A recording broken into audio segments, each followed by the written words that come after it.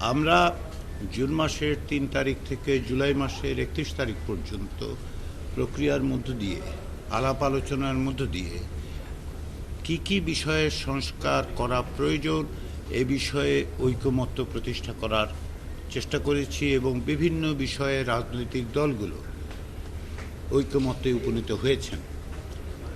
কিছু বিষয়ে note of dissent থাকলেও সামগ্রিকভাবে আমাদের লক্ষ্য ছিল যে আমরা জাতীয় সনদের মধ্যে অন্তর্ভুক্ত করে রাষ্ট্র প্রশাসন, বিচার বিভাগ, জনপ্রশাসন সহ বিভিন্ন বিষয়ে যেন সুনির্দিষ্ট কিছু বিষয়ে একমত হতে পারি এবং ভবিষ্যতে এগুলো বাস্তবায়নের ক্ষেত্রে যেন আমরা একমতের জায়গায় থাকতে পারি।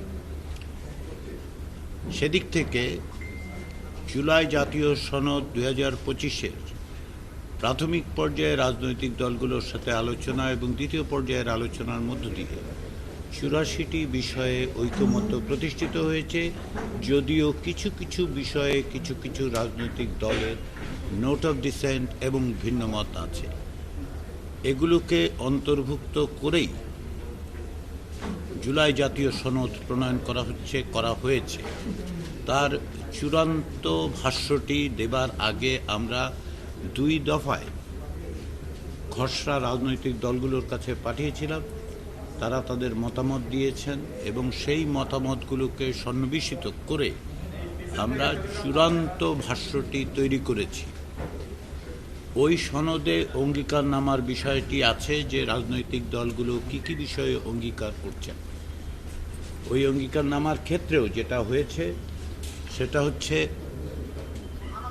যে কিছু বিষয় নিয়ে রাজনৈতিক দলগুলোর পক্ষ থেকে আপত্তি করা হয়েছে, প্রশ্ন তোলা হয়েছে, গণমাধ্যমে এসব বিষয় নিয়ে আলোচনা হয়েছে, আইন এবং সংবিধান বিশেষজ্ঞরা এই বিষয়ে কথাবার্তা বলেছেন।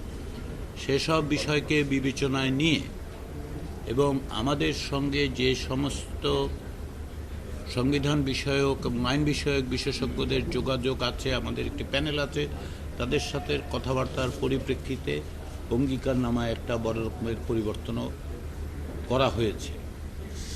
এই চূড়ান্ত ভাষ্যটি আজকে রাজনৈতিক দলগুলোর কাছে কিছুক্ষণের মধ্যে পাঠানো হবে।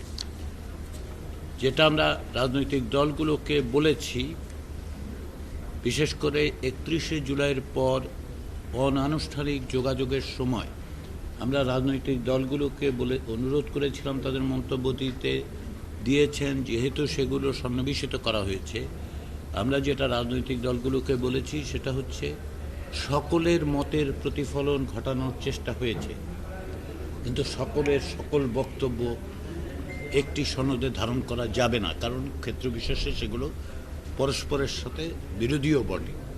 রাজনৈতিক দলগুলো তাদের অবস্থান থেকে বলেছে, কিন্তু আমরা 2 দফায় এই খসড়ার মধ্যে দিয়ে কম বেশি এক জায়গায় আসতে পেরেছি বলে আমাদের মনে হয়েছে। তারই ভিত্তিতে আমরা এখন চূড়ান্ত ভাষ্যটি আজকে সকল রাজনৈতিক দলের কাছে পাঠিয়ে দিচ্ছি এবং আগামী 13 তারিখের মধ্যে তাদের প্রতি অনুরোধ করা হয়েছে যে আগামী 13 তারিখের মধ্যে তারা যেন তাদের দলের পক্ষ থেকে এই সনদে স্বাক্ষর করবেন এরকম 2 জন ব্যক্তির নাম আমাদের কাছে পাঠান। আমরা আশা করছি রাজনৈতিক দলগুলোর পক্ষ থেকে তারা আমাদের সাথে অব্যাহত সহযোগিতা রেখে এই নামগুলো পাঠাবেন।